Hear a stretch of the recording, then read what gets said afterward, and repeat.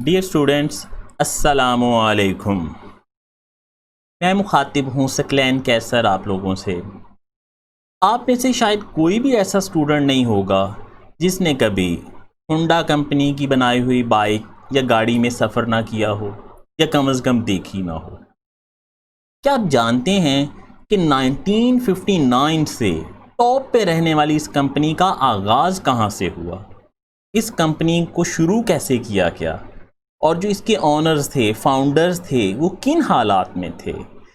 اس کے جو فاؤنڈرز تھے سوچیرو ہونڈا، وہ ایک بہت ہی جاپان کے غریب سے علاقے دیہات میں رہنے والے تھے۔ ان کے والد صاحب ایک لوہار تھے اور والدہ سلائی کڑھائی کا کام کرتی ہیں، اور خود وہ بھی اپنی تعلیم کے بعد، اسکول کے بعد زیادہ تر محنت مزدوری کرتے۔ ہاں، لیکن ان کا ایک خواب تھا کہ 4 ویلر گاڑیاں بنانا، یعنی کاریں بنانا۔ اور ان حالات میں، جن حالات میں انہوں نے وہ خواب دیکھا، وہ حالات ایسے تھے کہ وہ تو گاڑی میں سفر بھی نہیں کر سکتے تھے، اس قدر غریب تھے۔ لیکن خواب کیا تھا کہ ایسی گاڑیاں بنانا، ان کی فیکٹری لگانا۔ ان کا کال بھی آپ کو نظر آ رہا ہوگا کہ آپ کی جو کامیابی ہے نا، وہ صرف 1% ورک پہ نظر آ رہی ہوتی ہے، لیکن اس کے پیچھے 99% آپ کا جو ورک ہے وہ اس کامیابی کو سپورٹ کر رہا ہے۔ مثلا جیسے آپ ایگزام میں ہی بیٹھے ہوتے ہیں، آپ کو تو یہی لگ رہا ہوتا ہے کہ جو آپ کے مارکس آئے ہیں یہ صرف 2 گھنٹوں کے پیپر سے آ گئے ہیں، لیکن ایسا نہیں ہے۔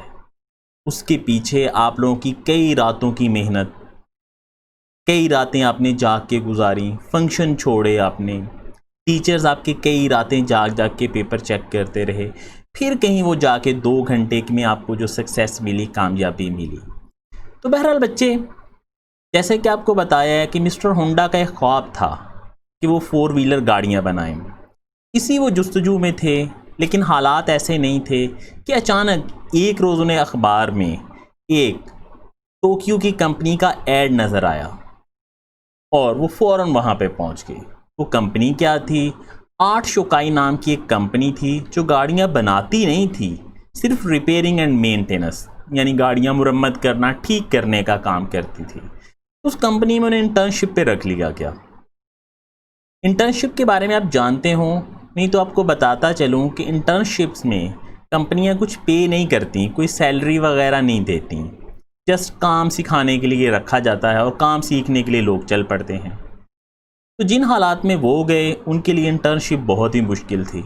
نمبر 1، ایک تو کام بہت چھوٹے معمولی کرنے پڑتے نئے آنے والے بندے کو۔ نمبر 2، اتنے مالی حالات نہیں تھے کہ کھانا بھی کھا سکیں، تو اس کے لیے علیحدہ سے مزدوری کرنی پڑتی، محنت کرنی پڑتی تاکہ ان کا گزر بسر ہو سکے۔ لیکن اسی فیکٹری میں کام کرتے کرتے، اسی ادارے میں کام کرتے کرتے، انہوں نے گاڑیوں کے انجنز، ان کے ماڈل، ان کی فنکشننگ ساری کی ساری سیکھی۔ انہوں نے ریسرچ کی، کیونکہ مختلف گاڑیاں ان کے پاس ریپیئرنگ مینٹیننس کے لیے آتی رہتی ہیں ان ورک شاپس میں، ان کے کام کے لیے۔ تو انہوں نے مختلف گاڑیوں کو دیکھتے ہوئے ایک نئے فارمیٹ کے، نئے انداز کے رنگ پسٹن ڈیزائن کیے۔ اگر آپ جانتے ہوں، رنگ پسٹن انجن کے مین کمپوننٹس میں سے شمار ہوتے ہیں، سب سے اہم کمپوننٹ شمار ہوتے ہیں۔ ان کا خیال تھا کہ اگر یہ والے رنگ پسٹن گاڑیوں میں استعمال کیے جائیں تو گاڑی کی ایفیشنسی، کارکردگی بہت بہتر ہو جائے گی۔ انہوں نے ان کا ماڈل بنایا اور بنا کے ٹویوٹا کمپنی کے پاس لے گئے۔ ٹویوٹا اس وقت کی موسٹ پاپولر ٹاپ پے کمپنی تھی، لیکن وہاں کے جب انجینئرز کو پتہ چلا کہ یہ ایک معمولی ورک شاپ کے مزدور کے بنائے ہوئے رنگ پسٹن ہیں، تو انہوں نے انتہائی حقارت کے ساتھ، حد تک آمیز رویے کے ساتھ اسے ریجیکٹ کر دیے۔ لیکن مسٹر ہونڈا نے اپنے ڈریمز ترک نہیں کیے۔ ہو سکتا ہے اگر ان کے رنگ پسٹن وہاں پہ ایکسیپٹ ہو جاتے تو ساری عمر وہ وہاں پہ ملازمت جاب کرتے رہتے، لیکن جب انہیں وہاں سے ریجیکٹ کیا گیا تو اب بھی انہوں نے اپنے خواب، اپنے ڈریمز چھوڑے نہیں، بلکہ واپس پہنچے اپنے گاؤں میں اور کسی نہ کسی طرز پہ کوشش کرنی شروع کر دی فنڈ ریزنگ کے لیے۔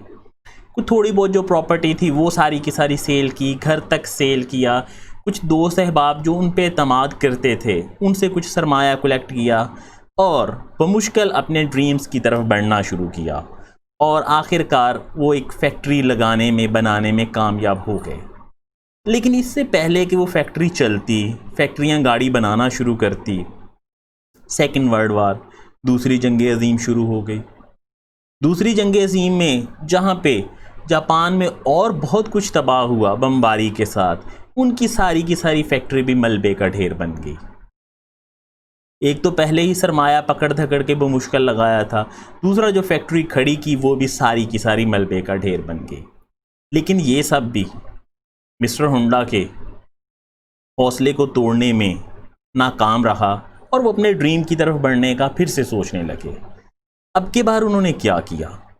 اب کی بار ان کے پاس ایک گھاس کاٹنے کی مشین تھی، انہوں نے وہ لی، اس کا انجن اتارا اور اپنی سائیکل پہ فٹ کیا اور سائیکل کو گلیوں میں بھگانا شروع کر دیا۔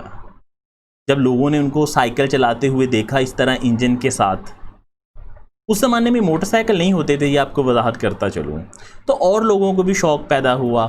خاص طور پہ جنگ کی وجہ سے حالات لوگوں کے خراب تھے، مالی حالات ایسے نہیں تھے کہ وہ گاڑیاں لے سکتے، موٹر سائیکلیں اس دور میں ہوتی ہی نہیں تھیں، تو انہوں نے بھی اس سے ریکویسٹ کی کہ ہماری سائیکلوں میں بھی یہ تبدیلی کر دیں۔ تو انہوں نے ایک ورک شاپ کھولی اور لوگوں کی پرانی سائیکلیں جو ہیں وہ مرمت کرنا شروع کر دیں، اور مرمت کر کے موٹریں لگا کے ان کو موٹروں والی سائیکلیں بنا کے دینا شروع کر دیں۔ یہ جو موٹروں والی سائیکلیں تھیں آخر ان کی چلتی گئیں اور ایک وقت ایسا آیا کہ انہوں نے اس قسم کی موٹروں والی سائیکلیں بنانے کی فیکٹری ہی لگا ڈالی، اپنی ہی فیکٹری لگا لی اور اس میں بیچنا شروع کر دی۔ اب یقیناً اس سے کچھ نہ کچھ سرمایہ جنریٹ ہوا۔ جب اس سے انہوں نے سرمایہ جنریٹ ہو گیا تو انہوں نے اپنے خواب کی طرف بڑھنے کا ارادہ کیا اور سب سے پہلے موٹر سائیکلز بنانا شروع کر دیں، اور آخر کار 1958 میں ورلڈ کی موسٹ پاپولر، سب سے زیادہ پسند کی جانے والی بائکس ان کی تھیں۔ ورلڈ ریس بھی انہوں نے جیتی اور پوری دنیا میں ان کی پاپولر ہو گئی موٹر سائیکلز۔ لیکن سٹل موٹر سائیکل بنانے کے بعد بھی وہ جو خواب تھا یعنی گاڑیاں بنانے کا وہ نہیں چھوڑا۔ انہوں نے اپنے دوست احباب انجینئرز جو فیکٹری میں کام کر رہے تھے، جو پارٹنرز وہاں پہ تھے، ان سب سے مشاورت کی کہ ہمیں 4 ویلر گاڑیاں بنانی چاہیے۔ تو سب نے انہیں منع کیا کہ یہ ہماری موٹر سائیکلیں تو چل ہی اس وجہ سے رہی ہیں کہ جنگ کی حالات پوری دنیا کے خراب ہوئے، سیکنڈ ورلڈ وار میں، دوسری جنگ عظیم میں، اور لوگ افورڈ نہیں کر سکتے گاڑیاں لینے، اسی وجہ سے تو موٹر سائیکلز چل رہی ہیں۔ دوسرا، مارکیٹ میں پہلے ہی گاڑیاں بنانے والی تو بہت ساری بڑی بڑی کمپنیاں موجود ہیں، ان کی آلریڈی چل رہی ہیں، ہماری گاڑیاں لوگ کیوں لیں گے یا کیسے لیں گے؟ لیکن مسٹر ہونڈا کے پاس اپنا خواب موجود تھا، ان کے پاس وہ رنگ پسٹن ابھی بھی موجود تھے، انہوں نے انہیں اور بھی بہتر کیا تھا جو وہ ایک وقت میں ٹویوٹا کمپنی کو سیل آؤٹ کرنا چاہ رہے تھے۔ خیر انہوں نے اپنا سارا سرمایہ لگایا، سارا کچھ بیچا اور گاڑیاں بنانے کی فیکٹری لگا ڈالی، اور آخر کار 1968 میں پہلا انہوں نے H1300 سپر سیڈان کے نام سے ایک ماڈل لانچ کیا۔ وہ ماڈل بہت چلا اور آخر کار انہوں نے اپنا اچیو کر لیا خواب، اس فالو کرتے کرتے ڈریم کو، آخر کار وہ اپنے خواب پہ، اپنے ڈریم پہ پہنچ گئے۔ عزیز طلباء، ہمارے لیے اس میں کیا لیسن ہے؟ ہمارے لیے اس میں یہ لیسن ہے کہ اگر آپ کو اپنے گول تک پہنچنے کا راستہ نہیں نظر آ رہا، آپ کو اپنے گول تک پہنچنے کا راستہ بند نظر آ رہا ہے، تو آپ تھک کے بیٹھے نہیں، جسٹ چینج دا پاتھ، صرف راستہ چینج کریں، گول چینج نہیں کریں، منزل پہ نظر رکھیں اور راستہ بدل کے اس کی طرف بڑھنا شروع کر دیں۔ یہ نہ ہو کہ آپ اپنا گول ہی وڈرا کر لیں، گول کو چھوڑ دیں اور بیٹھ جائیں، بلکہ ہونا یہ چاہیے کہ change the path not the goal, صرف راستہ تبدیل کریں نہ کہ گول، اور اس کی طرف بڑھتے جائیں۔ اور یہی ہم نے کیا۔ جب لاک ڈاؤن کی وجہ سے ریگولر کلاسز کنٹینیو کرنا ممکن نہ رہا تو ہم نے سوچا کہ کیسے ان کلاسز کو بہتر بنایا جائے، کیسے ان کلاسز کو چلایا جائے۔ شروع میں ہمیں بھی لگ رہا تھا کہ یہ آن لائن کلاسز تو بہت مشکل ہوں گی، اور یقین کریں واقعتاً ہمارے لیے بہت مشکل ہوئیں۔ نئی ٹیکنالوجی سیکھنا، نئے طریقے پہ کام کرنا، نیا طریقہ سیکھنا، ہمیں لگ رہا تھا شاید طلباء کے لیے بھی مشکل ہوں، شاید وہ سمجھیں کہ ریگولر کلاسز بہتر تھیں بنسبت ان آن لائن کلاسز کے۔ لیکن یہ لاسٹ ویک میں نے کئی سارے اسٹوڈنٹ سے رائے لی، ان سے مشورہ کیا کہ آپ کے خیال میں کون سی کلاسز بہتر تھیں، آن لائن کلاسز یا ریگولر کلاسز؟ تو کیا آپ یقین کریں گے کہ 90% طلباء کا خیال تھا کہ آن لائن کلاسز ریگولر سے بھی بہتر ہیں. صرف چند بچوں کو لگا کہ نہیں عام کلاسز بہتر ہیں. پھر میں نے ان سے پوچھا کہ آپ اس کے فائدے تو بتائیں. تو جو انہوں نے فائدے گنوائے بتائے وہی آپ کے ساتھ شیئر کرتا چلوں. انہوں نے کیا بتایا؟ انہوں نے کہا کہ اگر ہمیں لیکچر سمجھ نہ آئے تو ہم دوبارہ دیکھ لیتے ہیں، جبکہ ریگولر کلاسز میں یہ سہولت نہیں ہوتی. سمجھ آ گیا ٹھیک ہے، نہیں آیا تو ٹیچر اٹھ کے چلے گئے، آپ اب بیٹھے ہیں دوسرے بچوں کی شکلیں دیکھتے ہوئے کہ کوئی آپ کو بتائے. لیکن اس میں ایسا کوئی ایشو نہیں ہے، 2 بار 3 بار جب تک آپ کو سمجھ نہیں آئے دوبارہ دیکھیں. اب دوسرا انہوں نے بتایا کہ ہم ایک کتاب کا لیکچر دیکھتے ہیں، سمجھتے ہیں، پھر کتاب کھول کے اسے یاد کرتے ہیں اور اسے لکھ لیتے ہیں. اس طرح سے ہماری تیاری زیادہ اچھی ہو جاتی ہے.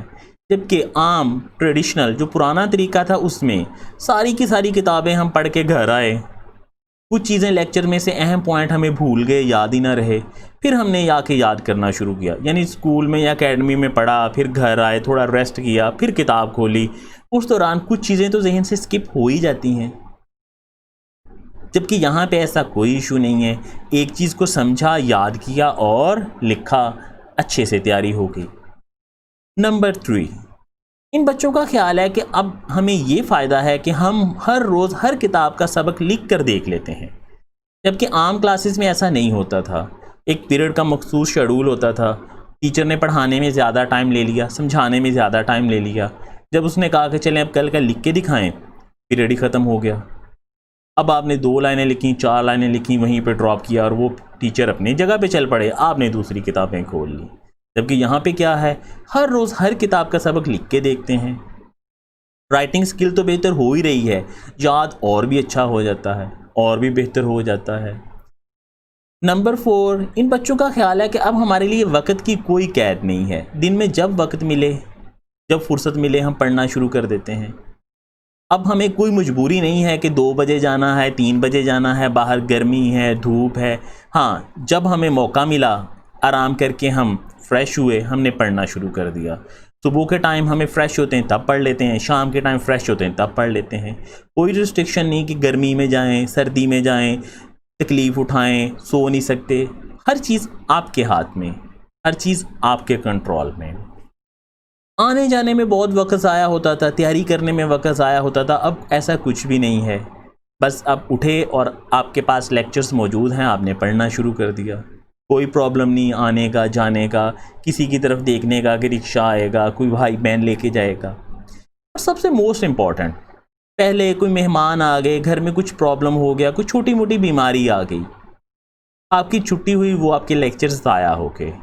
آپ نے انہیں دیکھا، بمشکل ہی دیکھ پائے، ٹیچر کے پاس لے کے آئے، وہ بھی دوسری بار اتنا اچھا نہیں سمجھا سکتا جتنا اس نے پہلی بار سمجھایا ہے.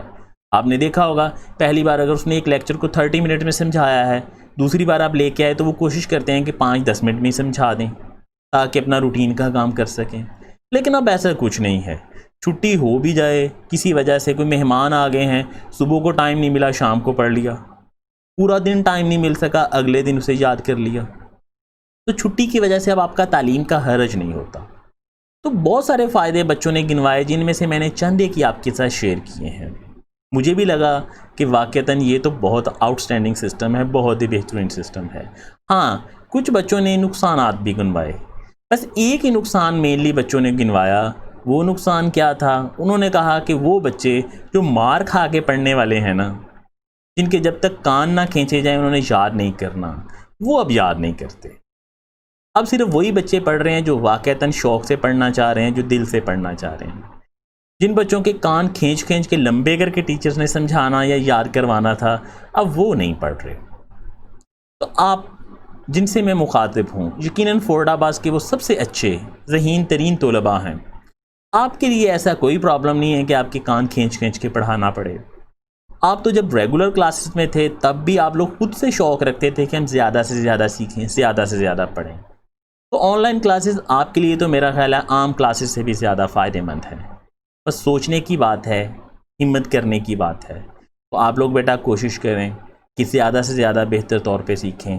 اور لاسٹ میں اپنی بات کو ختم کر رہا ہوں اس بات سے کہ if there is obstruction then change the path not the goal. اگر کچھ رکاوٹ آ ہی جاتی ہے تو راستہ تبدیل کریں، گول نہیں، گول کی طرف بڑھتے جائیں، بس تھوڑا سا راستہ تبدیل کریں اور ایک بار پھر سے بڑھیں، ایک بار پھر سے آگے کی طرف چلنا شروع کریں۔